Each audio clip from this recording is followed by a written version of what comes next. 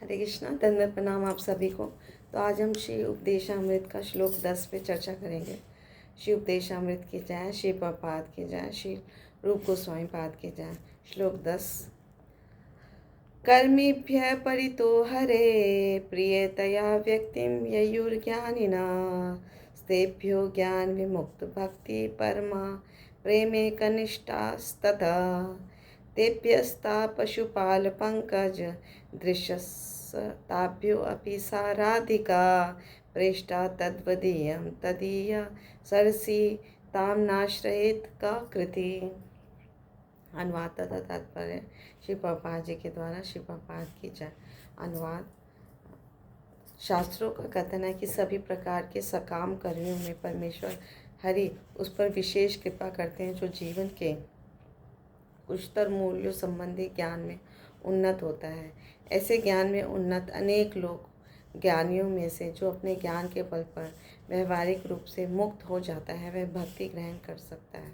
तो यहाँ पर श्री रूप गोस्वामी बहुत सुंदर समझा रहे हैं कि ये शास्त्रों का कथन है कि सारे सकाम कर्मी जो फल की इच्छा से कर्म कर रहे हैं कर्मी लोग हैं, तो उनमें से परमेश्वर हरि उन पे ही विशेष कृपा करते हैं जो जीवन के उच्चतर मूल्यों को समझता है, शास्त्रों के अनुसार अपना जीवन ढालता है और ज्ञान में उन्नत होता है। उन कर्मियों में जो ज्ञान में उन्नत होता है, शास्त्रों से संबंधित कार्य करता है, उन पे भगवान हरि प्रसन्न होते हैं। और ऐसे ज्ञान में उन्नत अनेक लोगों यानी ज्ञानियों में जो अपने ज्ञान के बल पर व्यवहारिक रूप से मुक्त हो जाता है वही भक्ति को ग्रहण करता है। यानी भक्ति को हर कोई ग्रहण नहीं कर पाता। जिसने अनेकानेकों जन्मों में सारे ग्रंथों का अध्ययन कर लिया, सारा ज्ञान अर्जित कर लिया और उसमें वो आगे बढ़ गया, तो वह व्यक्ति भक्ति को बहुत सरलता से ग्रहण कर लेता है। तो ऐसे व्यक्ति पर भगवान प्रसन्न होते हैं। ऐसा व्यक्ति अन्यों से श्रेष्ठ है, किंतु जिसने भगवान श्री कृष्ण का शुद्ध प्रेम वास्तव में प्राप्त कर लिया है वह उससे भी श्रेष्ठ है। अब भक्ति तो ग्रहण कर ली, लेकिन भक्ति में भगवान श्री कृष्ण का शुद्ध प्रेम जिसने वास्तव में स्वीकार कर लिया वो उस ज्ञानी से भी श्रेष्ठ है ना। तो ये एक तरह से हायरार्की हम पढ़ रहे हैं श्लोक में। तो गोपियाँ जो थीं वो समस्त उच्चतर भक्तों से उत्कृष्ट हैं, क्योंकि वे दिव्य गोपाल कृष्ण पर सदैव आश्रित रहती हैं। गोपियों में से श्रीमती राधा रानी कृष्ण को सर्वाधिक प्रिय है। उनका कुंड कृष्ण को उसी प्रकार अत्यधिक प्रिय है जिस तरह गोपियों में सर्वाधिक प्रिय यह राधा रानी को प्रिय है। तो ऐसा कौन होगा जो राधा कुंड में नहीं रहना चाहेगा और उल्लास में भक्ति भाव से पूरित आध्यात्मिक शरीर द्वारा श्री श्री राधा गोविंद के दिव्य युगल जो नित्य ही अपने अष्टकालीय लीला संपन्न करते हैं उनकी प्रेममयी सेवा करना नहीं चाहेगा। तो ऐसा कौन बुद्धिमान व्यक्ति होगा जो ये कार्य नहीं करना चाहेगा।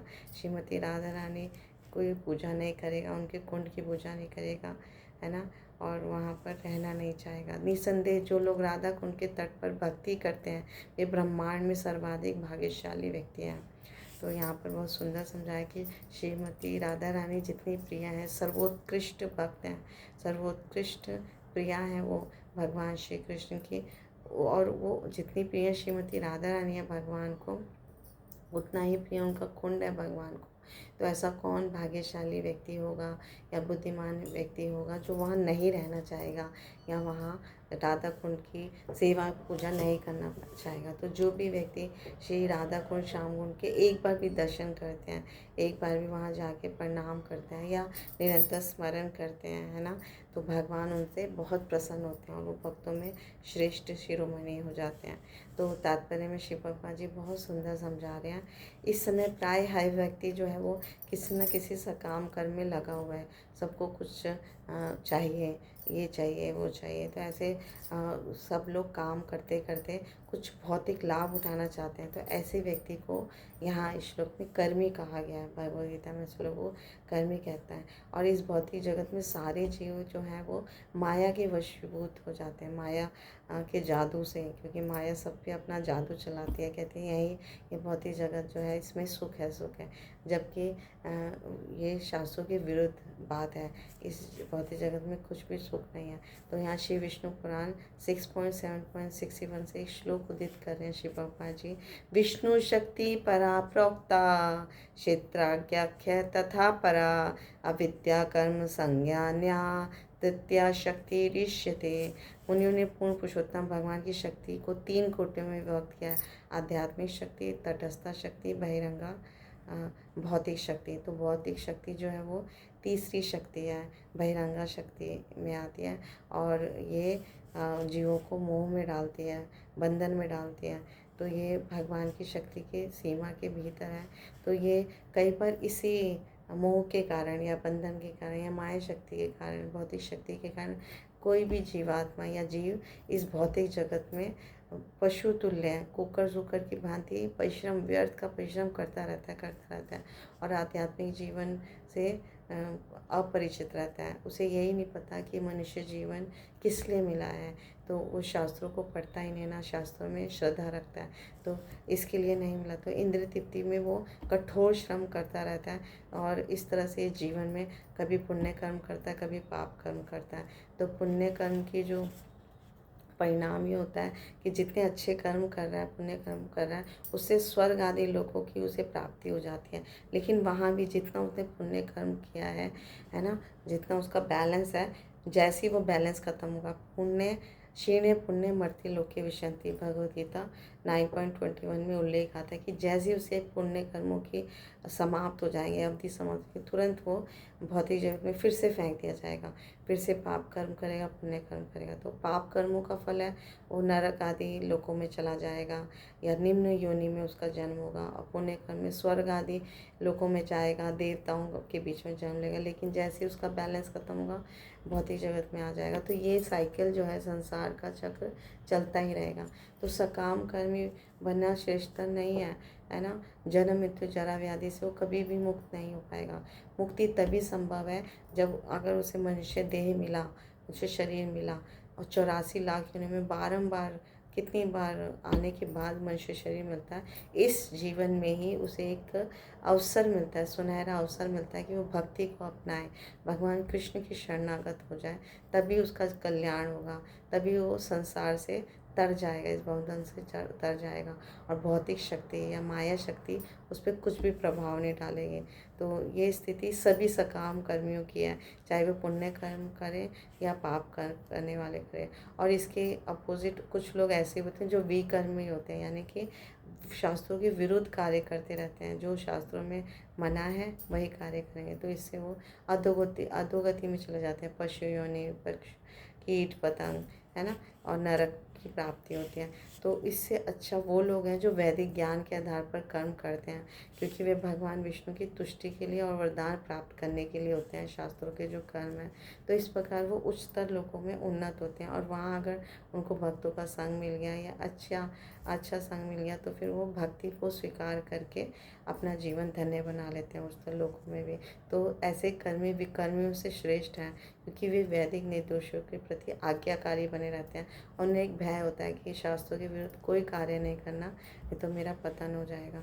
तो यहाँ पर भगवद गीता में 4.11 में भगवान श्री कृष्ण कहते हैं, ये यथा माम प्रपद्यन्ते तांस तथाव्यम भजाम्यहम्। जो जिस भाव में मेरी भक्ति करता है, जो जितना मेरे शरणागत हो जाता है, उसके अनुसार मैं फल देता हूँ। तो अगर हम भगवान पे 20% आश्रित होंगे तो 20% रेसिप्रोकेशन होगा। 100% आश्रय ग्रहण करेंगे तो भगवान से उतना ही हमारा प्रेम विनिमय हो जाएगा। लेकिन भगवान इतने दयालु हैं कि वो सभी की इच्छा, कर्मियों की, ज्ञानियों की, सबकी इच्छा पूर्ति करते रहते हैं। तो भक्तों के विषय में क्या है, भक्तों की तो वो दास बनना स्वीकार करते हैं, भक्तों की सेवा करने में उन्हें आनंद ही आनंद आता है। तो कभी कभी कर्मी जन जो है वो उच्चतर लोगों को प्राप्त कर लेते हैं, है ना, और सकाम कर्म के प्रति आसक्त होते हैं, और मृत्यु के पश्चात फिर से उन्हें नवीन देह मिलता है। तो ये देह जन्म मृत्यु जरा व्याधि चलता ही रहता है ना। और अगर जो पाप कर्मी होते हैं या पाप कर्म में लग रहते हैं, तो उनको पशुओं, वृक्षों, पौधों के रूप में जन्म लेते रहते हैं। तो इस तरह से ये ऐसे लोग जो हैं साधु पुरुषों द्वारा प्रशंसित नहीं होते।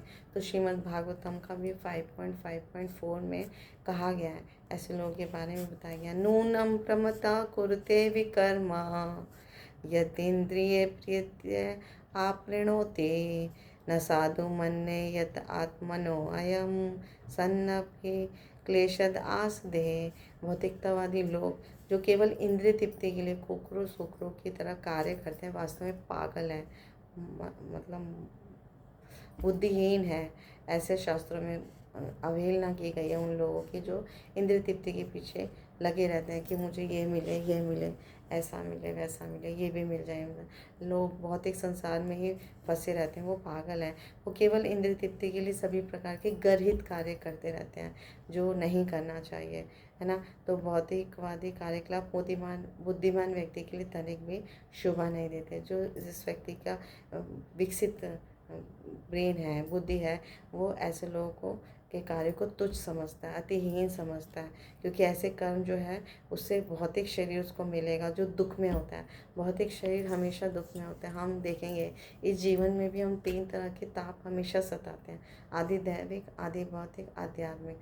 आदि दैविक जो देवताओं द्वारा प्राप्त होता है, आदि भौतिक जो अन्य कीट पतंग मनुष्य अन्य जीवों द्वारा हमें मिलता है, और आध्यात्मिक जो हमारे मन से उत्पन्न होता है, मन की चिंताएं या शरीर द्वारा, कभी बुखार हो कभी। तो 3 तरह के ताप, यानी कि कोई भी जीवात्मा का जो शरीर होता है, नया शरीर, वो हमेशा दुखों का कारण होता है, कष्ट में होता है। तो मनुष्य जीवन का उद्देश्य जो वो है 3 प्रकार के दुखों से, 3 प्रकार की अवस्थाओं से, दुखमय अवस्थाओं से बाहर निकलना है। तो ये बात अगर किसी को समझ आती है तो वो भक्ति में आ जाता है, भक्ति में श्रद्धा करता है। तो इस तरह से ये मनुष्य जीवन अपने आप को इस भौतिक जगत से बाहर निकालने का एक सुनहरा अवसर है। लेकिन दुर्भाग्यवश जो सकाम कर्मी होते हैं वो मनी एंड हनी के पीछे दौड़ते रहते हैं। धन चाहिए, स्त्री चाहिए, स्त्री के लिए पुरुष चाहिए, है ना। तो इस भौतिक सुखताओं पाने के लिए पागल रहते हैं, और चाहिए, और कमा लो थोड़ा और। लेकिन उनको ये नहीं पता इसका परिणाम क्या होगा। वो जब मृत्यु होगी तो सब कुछ यहीं छोड़ के चले जाएंगे। तो जितना ज़रूरत है बस हमें उतने के लिए श्रम करना चाहिए। अधिकाधिक श्रम करने से वास्तव में हमें कुछ भी नहीं मिलने वाला। तो उसे बिल्कुल नहीं पता कि उसका जीवन एक लिमिटेड है, सीमा में है, कुछ वर्ष तक ही उसे जीना है। उसके बाद वो शरीर त्यागने के बाद वो निम्न लोकों में जाएगा या उस तरह जैसे उसने कर्म किया। अगर पाप कर्म किया तो पौधा बनेगा, पशु बनेगा, वृक्ष का शरीर धारण करेगा, है ना। तो ये सारे कार्य उसके जीवन के उद्देश्य को पराजित करने वाले हैं। जीवन का उद्देश्य है भगवान श्री कृष्ण का प्रेम प्राप्त करना, भगवान की भक्ति करना, है ना, भगवत धाम जाना। तो इस उद्देश्य में वो उसे पराजय मिल गई, उसे ये नहीं पता, पराजित हो गया। फिर से वो जन्म मृत्यु जरा व्याधि के चक्कर में आएगा जाएगा। तो अज्ञानी व्यक्ति ऐसा कार्य करते हैं। तो इस तरह से चाहे वो कितना ही बड़ी बड़ी इमारतें बना ले, मोटर कार, ये सम्मानीय पद पर आ जाए, बहुत बड़ा पद भी मिल जाए, है ना, अगले जन्म में, है ना, पुण्य कर्म करा तो देवताओं के स्वर्ग में जन्म लेके फिर से इस भौतिक जगत में नया शरीर मिलेगा, है ना, या पतित हो जाएंगे। तो ये सब उसका पराजय सिद्ध करती है, यानी पराभव आ गया उसको। तो इस तरह से पराभव तावत अबोध जाता। तो 5.5.5 श्रीमद् भागवतम में कहते हैं कि ऐसे लोगों की पराजय हो जाती है जो इंद्रिय तृप्ति के पीछे पागल है, मत है। तो बुद्धिमान व्यक्ति कभी भी इस भौतिक संसार में इंद्रिय तृप्ति में अपने आप को नहीं लगाता। तो मनुष्य को आत्मा का विज्ञान, आत्म तत्व समझने के लिए उत्सुक रहना चाहिए। यही मनुष्य जीवन का लक्ष्य है। कैसे हमें सेल्फ रियलाइजेशन हो, कैसे हम आत्म साक्षात अपने को जाने, स्वयं को जाने, मैं कौन हूँ, भगवान कौन है, मेरा भगवान के साथ क्या संबंध है। ये प्रश्नों के उत्तर ढूंढने के लिए मनुष्य शरीर मिला, और इन प्रश्नों के उत्तर हमें साधु गुरु शास्त्र से मिलेंगे, प्रामाणिक गुरु से, प्रामाणिक शास्त्रों से, प्रामाणिक साधु से हमें मिलेगा। तो इसकी खोज करनी चाहिए हर मनुष्य को। तो जब तक मनुष्य इस स्तर पर नहीं पहुंच सकता तो वह शरीर नहीं कि आत्मा है, कि वो एक शरीर नहीं है, आत्मा है, तो वो अज्ञान के स्तर पर ही रहेगा। पशु तुल्य है उसका जीवन, क्योंकि पशु जीवन में भी आहार निद्रा भय मैथुन ये करता रहता है जीवात्मा। जब मनुष्य जीवन मिल गया तो आहार निद्रा भय मैथुन में ही अगर लगा हुआ है तो उसका जीवन पशु तुल्य है। उसे इससे ऊपर उठ के सोचना चाहिए कि मैं ये शरीर नहीं हूँ, मैं आत्मा हूँ और मृत्यु के बाद मुझे एक और शरीर मिलेगा अगर मैं प्रयास नहीं करूँगा, भक्ति नहीं करूँगा। अगर भक्ति करता है, इस जीवन का परम लक्ष्य को प्राप्त करता है, तभी ये जीवन जो है उसका परम उद्देश्य को प्राप्त करेगा और इस जीवन के परम लक्ष्य को प्राप्त करके वो भगवत धाम वापस चला जाएगा। यही जीवन का लक्ष्य है। तो हजारों लाखों अज्ञानी लोगों में जो अपनी इंद्रियों की तुष्टि करने के लिए अपना समय गंवाते रहते हैं, उनमें कोई एक व्यक्ति होता है जो ज्ञान के स्तर पर पहुंचता है, यानी कि मुझे ज्ञान लेना है, जीवन के उस तरह मूल्यों को समझता है, तो ऐसा व्यक्ति ज्ञानी कहलाता है। ज्ञानी जानता है कि सकाम कर्म उसे संसार से बांध देंगे और एक शरीर से दूसरे शरीर में उसका देहांतर होगा और ये चलता ही रहेगा। तो श्रीमद् भागवतम में शरीर बंधा के पद से संकेत दिया गया कि जब तक मनुष्य को इंद्रिय भोग की धारणा रखता है तब तक वो सकाम कर्म में प्रवृत्त होएगा और एक शरीर से दूसरे शरीर में बदलता रहेगा। और चाहिए, ये भी चाहिए, वो भी चाहिए, इंद्र तृप्ति चाहिए, है ना। हमेशा अपने इंद्रियों की तुष्टि के लिए कार्य करेगा तो बारंबार इस भवसागर में आता रहेगा। तो इससे अच्छा श्रेष्ठ ज्ञानी है जो वैदिक आदेशों का या वैदिक शास्त्रों को पढ़ के ज्ञान अर्जित करता है। तो ऐसे ज्ञानी कर्मी से श्रेष्ठ माने जाते हैं क्योंकि वो इंद्रिय भोग के अंधे कार्यकलापों में अपने आप को संलग्न नहीं करता।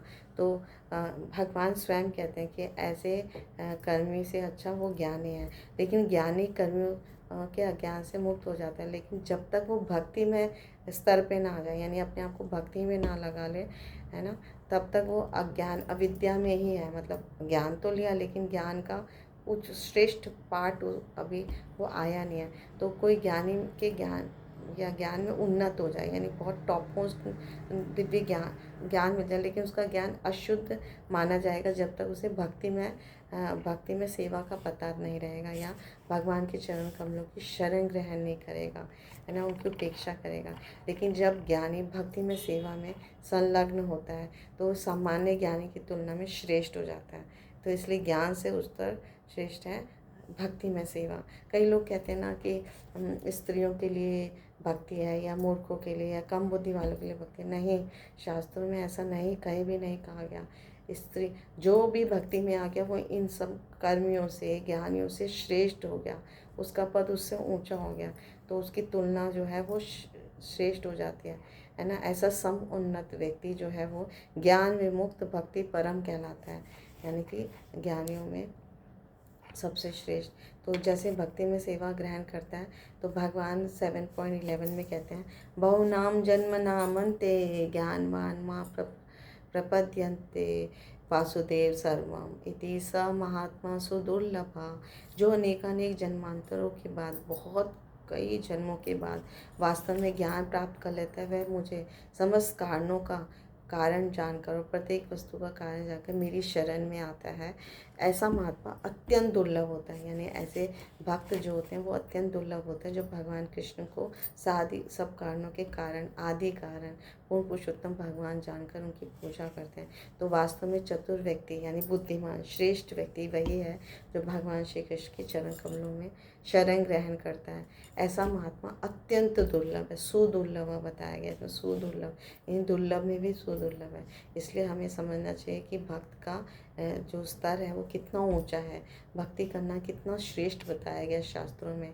भगवद गीता हमारे सारे शास्त्रों का सार है जो स्वयं भगवान श्री कृष्ण द्वारा बोली गई है। तो यहाँ भगवान उनको बुद्धिमान कह रहे हैं, समझदार कह रहे हैं, सुदुर्लभ व्यक्ति कह रहे हैं जो भगवान श्री कृष्ण की शरण ग्रहण करते हैं। तो इन श्लोकों से हमें समझ आता है कि भक्ति करना अपने आप में श्रेष्ठ, सबसे ज़्यादा श्रेष्ठ है। तो हमें जल्दी से जल्दी स्वीकार करना चाहिए भगवान की शरणागति और अपने इस जीवन को धन्य बनाना चाहिए। तो विधि विधानों के अनुसार भक्ति स्वीकार करने के बाद जैसे नारद या सनक सनातन व्यक्ति जो है वो भक्तों का के पद चिन्हों पर चलकर, है ना, श्रेष्ठ पद को या परम पद को प्राप्त हो गए। तो इस तरह से हमें भी उन भक्तों के पद चिन्हों पर चलना चाहिए। तो जिन भक्तों ने ईश्वर प्रेम यानी भगवान कृष्ण का प्रेम विकसित कर लिया वो निश्चय ही उचित पद पर है। तो समस्त भक्तों में, सारे भक्तों में सबसे उच्च टॉप मोस्ट जो लेवल है शास्त्र में बताया, वो गोपियाँ हैं। गोपियाँ श्रेष्ठ मानी जाती हैं वो, क्योंकि इसका रीज़न दिया गया है क्योंकि वे भगवान कृष्ण को तुष्ट करने के अतिरिक्त और कुछ भी नहीं जानते।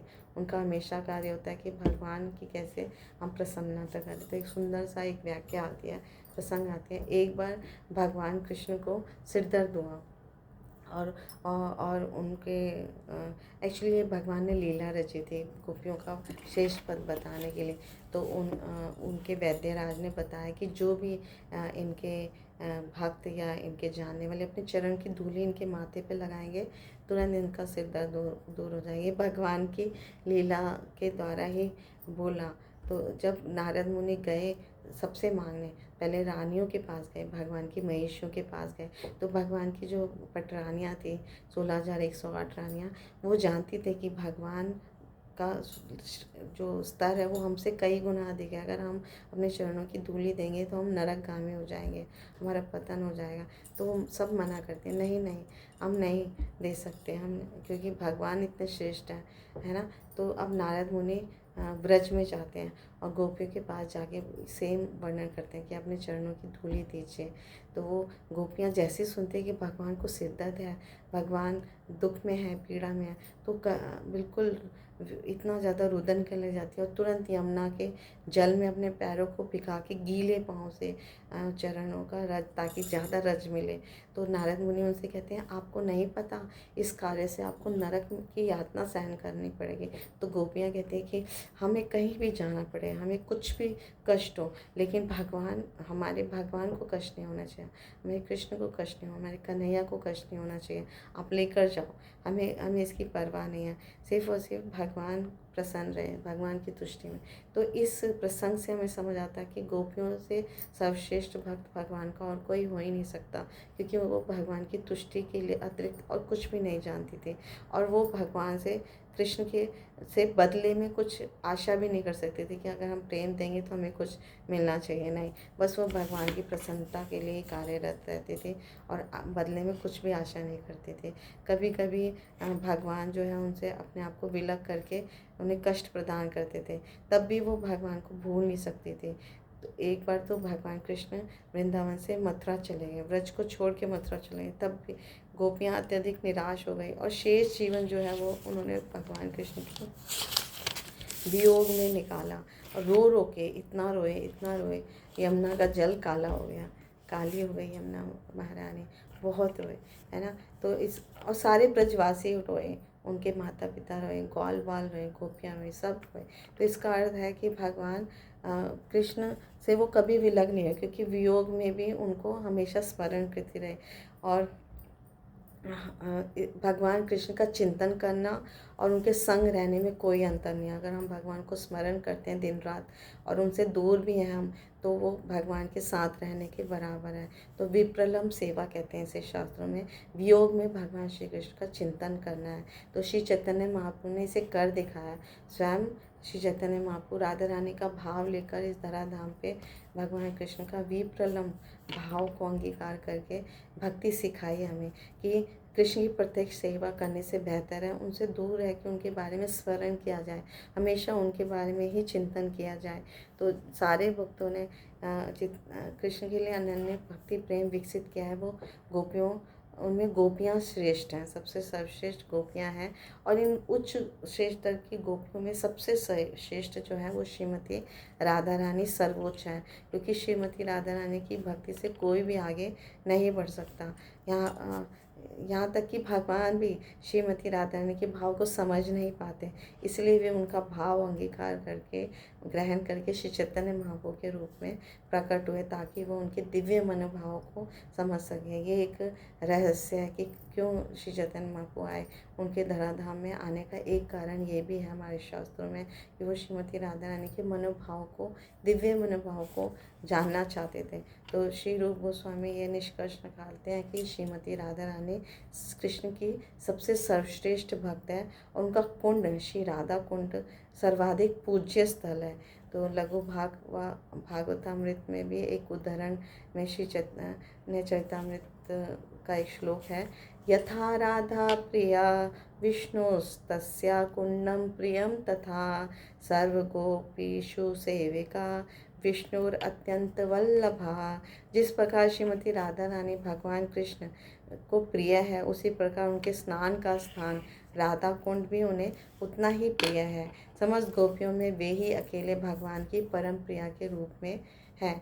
तो अतएव कृष्ण भावनामृत में रुचि रखने वाले प्रत्येक व्यक्ति को अंततः श्री राधा कुंड की शरण ग्रहण करनी चाहिए और वहाँ रहकर भक्ति करनी चाहिए।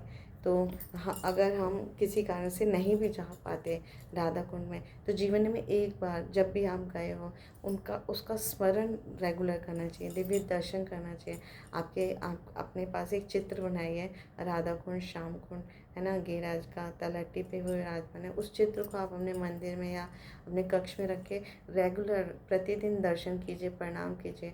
तो श्रीमती राधा रानी राधा कुंड की सेवा हो जाती है। जब हम प्रणाम करते हैं राधा कुंड की, उनकी सेवा पूजा करते हैं, उनका स्मरण करते हैं, तो भगवान हम पे परम प्रसन्न होते हैं। और जब जब अवसर मिले श्री राधा कुंड में जाना चाहिए, है ना, आचमन करना चाहिए, प्रणाम करना चाहिए और भक्ति की, शुद्ध भक्ति की याचना करनी चाहिए। तो श्रीमती राधा रानी, श्रीमती राधा कुंड उनको प्रिय है, अत्यंत प्रिय है भगवान कृष्ण को। तो अगर हम भक्ति में आगे बढ़ना चाहते हैं तो उनकी प्रिय वस्तुओं का या प्रिय भक्तों का, सर्वश्रेष्ठ भक्त श्रीमती राधा रानी का और श्री राधा कुंड का सेवा पूजा में अपने आप को लगाना चाहिए।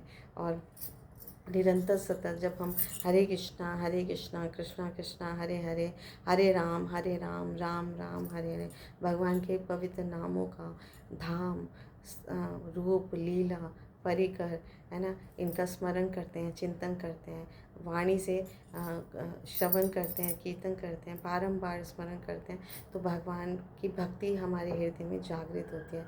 वही इस मनुष्य जीवन का परम लक्ष्य है, जैसा कि इस श्लोक में हमने सीखा, टॉप मोस्ट है और वो भगवान को सबसे पसंद आता है ना। भक्त भगवान के अतिशय निकटतम मित्र होते हैं, सुहृद होते हैं। तो इस तरह से हमें भगवान की सेवा में अपना जीवन लगाना है। और सेवा जो है इस कलयुग में बताइए, मुख और जीवा से भगवान के पवित्र नामों का बारंबार रटन, तो हम अपना जीवन धन्य बना पाएंगे और भगवान को शीघ्र अतिशीघ्र प्रसन्न कर पाएंगे। Thank you so much. Guru Maharaj की जय, श्री प्रभुपाद की जय, आप सब भक्तवृंद की जय, श्री उपदेशामृत ग्रंथ की जय। धन्यवाद।